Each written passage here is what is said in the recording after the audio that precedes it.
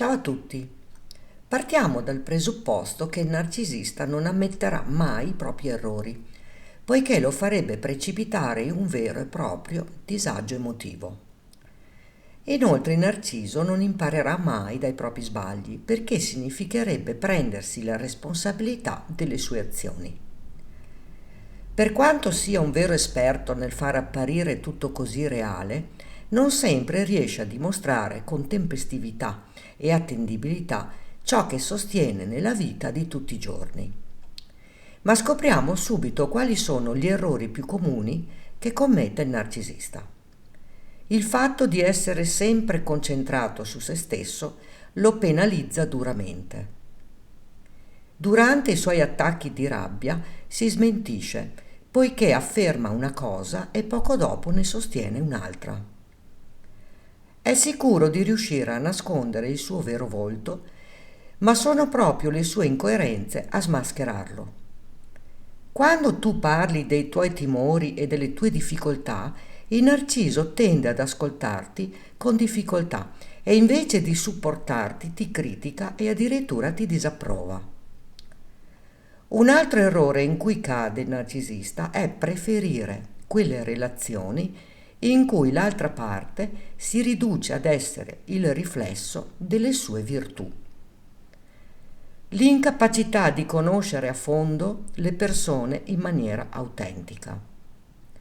Per di più, grazie alla sua mancanza di empatia, non sarà mai in grado di chiedere scusa per gli errori commessi, poiché entrerebbe in conflitto con se stesso e renderebbe vulnerabile il suo ego.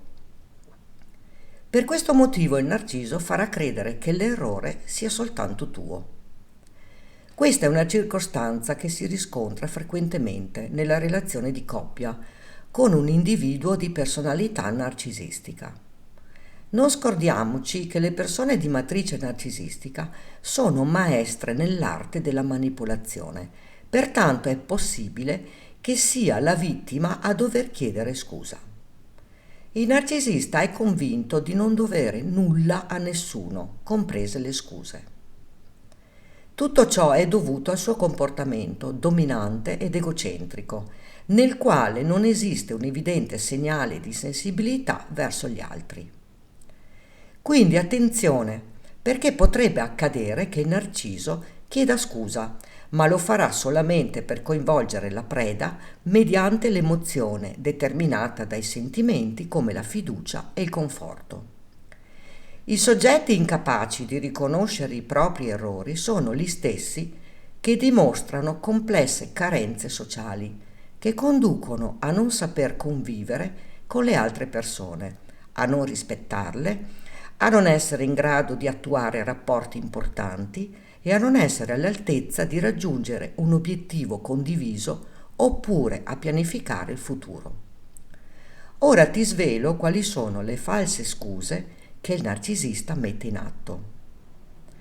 La scusa per sdrammatizzare è una manovra per ribaltare un atto negativo in positivo e consiste nel dire stavo solo ironizzando oppure volevo esserti di aiuto. La scusa del rammarico è una tecnica passiva che consiste nel proferire sono rammaricato che tu ti senta mortificato oppure non era mia intenzione che andasse a finire così. La scusa snervante è una strategia per convincerti che sei nevrotica e consiste nel dire va bene, basta, scusami, oppure finiamola qui, scusa, ok? Oppure mi stai torturando, va bene, ti chiedo scusa. La scusa cancellare completamente la colpa ha lo scopo di risolvere ogni controversia e consiste nel proferire mi sento veramente frustrato per come mi sono comportato. La scusa comandata fa comprendere che lui non pensa minimamente di doverti delle scuse e consiste nel dire la tal persona è dell'idea che io dovrei chiederti scusa. La scusa conveniente è uno stratagemma alquanto scorretto che rafforza la sua superiorità e consiste nel proferire: scusa, ma ora finiscila. Oppure scusa, ma non farlo mai più. La scusa scusarsi ma non scusarsi è la consapevolezza che ti sta offendendo e consiste nel dire: lo sai che non intendevo questo. Oppure ti rendi conto che mi dispiace. Oppure lo sai che non farei mai nulla per comprometterti.